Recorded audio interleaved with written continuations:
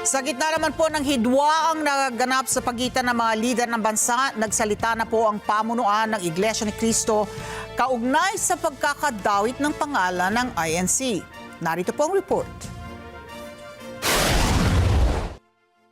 Sinagot ng Iglesia ni Cristo sa pamamagitan ng tagapagsalita nito na si kapatid na Edwil Zabala ang mga isyung ibinabato sa INC.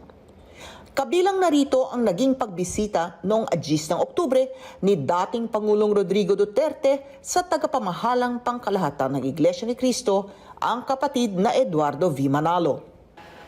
Nilinaw ni Ka Edwil na sariling pagpapasya ng dating Pangulo ang naging pagbisita sa tanggapang pangkalahatan kasama si Senador Christopher Bongo.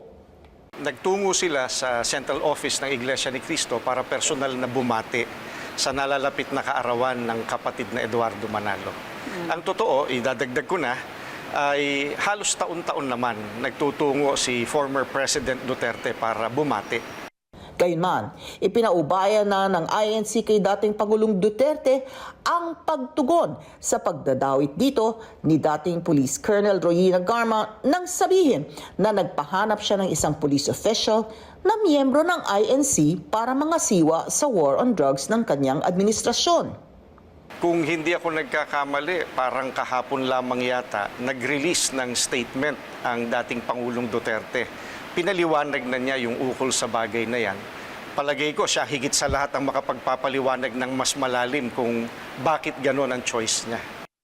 Sa isang panayam, ipinaliwanag ni dating Pangulong Duterte ang dahilan bakit sa isang miyembro ng Iglesia ni Cristo niya nais ipagawa ang trabaho. Paliwanag ng dating Pangulo, may tiwala siya sa isang INC dahil maaasahan sa pananalapi at hindi ibubulsa ang gugugulin sa mga proyekto ng gobyerno. Sa isyu naman ng pagkasira ng samahan ni na Pangulong Ferdinand Marcos Jr. at Vice President Sara Duterte, naniniwala ang Iglesia ni Cristo na mas makabubuti para sa sambayanan ang pananatiling nagkakaisa ng mga leader ng bansa. Matatandaan na noong 2022 national elections, sinuportahan ng Iglesia ni Cristo ang unity ni na Pangulong Marcos at VP Sara. Alam naman natin na talagang bumabangon ang hindi pagkakaunawaan. Pero dahil tinanong nyo kami at kami ay isang relihiyon, ay ibabalik ko lang doon sa aral na sinasampalatayanan ng Iglesia ni Cristo.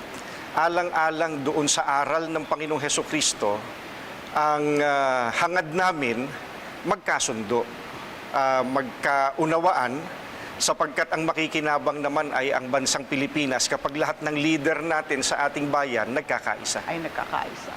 Tiniyak din ng Iglesia ni Cristo ang nagpapatuloy na suporta nito hindi sa kanino mang personalidad, kundi sa magagandang programa ng pamahalaan.